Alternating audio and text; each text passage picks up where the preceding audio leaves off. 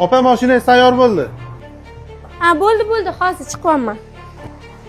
Rahmat. Nech pul bo'ldi menda? Opa, общий 498 ming bo'ldi. Moy, salon filtr, воздушный filtr, maslinniy filtr hammasini almashtirib qo'ydim. Voy, kartamda 300 ming so'm qolibdi. Agar noto'g'ri tushunmasangiz, 1-2 kunda qolgan pulni tashab ketsam bo'ladimi? Opajon, men ham oddiy ishchiman. Iloji bo'lsa to'liqroq to'lab ketavering. Men rostdan aytyapman, bunaqa qimmat bo'ladi deb o'ylamagan edim. Men o'zi oddiy taksi sayolman, pulim yo'q hozir. Adasi, pastda bitta ayol turibdi. Moy almashtirgan ekan, puli yetmayapti.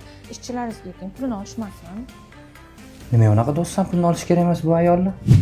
To'xting. Kechirasiz, oy kunim yaqin edi. Mana shundoq raddomgacha tashab qo'ying. Iltimos, telefonim ham qolib ketibdi. O'tiring, opa. Rahmat, lekin qarang, shoshilganimdan pul ham olib chiqmanman yonimda. Voy, odamdan yaxshilik qiladi opajon. Eson-omon qutulib oling. Yuring, yordam beraman. Ehtiyot bo'ling. Baraka toping. Yuring. Opajon, men sizni tushunsam, meni kim tushunadi? Anta daftarda 50 ming, 100 ming, shunaqa qarzlarim juda ham ko'payib ketgan. Men ham xo'jayinga отчет topshirishim kerak. Bekzod, bu yoqqa qarab yor ukam. Hozir. Uzr.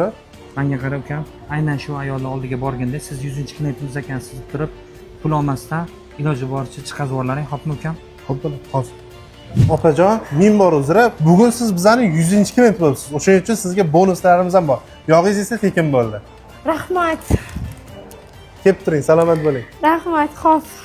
Tan olinglar, insondan faqat yaxshilik qoladi. Kommentariyada fikrlarni qoldirib, videoga like bosib qo'ysanglar juda ham xursand bo'lardim. O'rtoqlar, agar moy bo'yicha 12 viloyatdan bemalol hamkorlik qilaman desanglar, tezda xato yo'lga murojaat qilasizlar. Joningiz sog' bo'lsin, umringiz uzoq bo'lsin. Rahmat.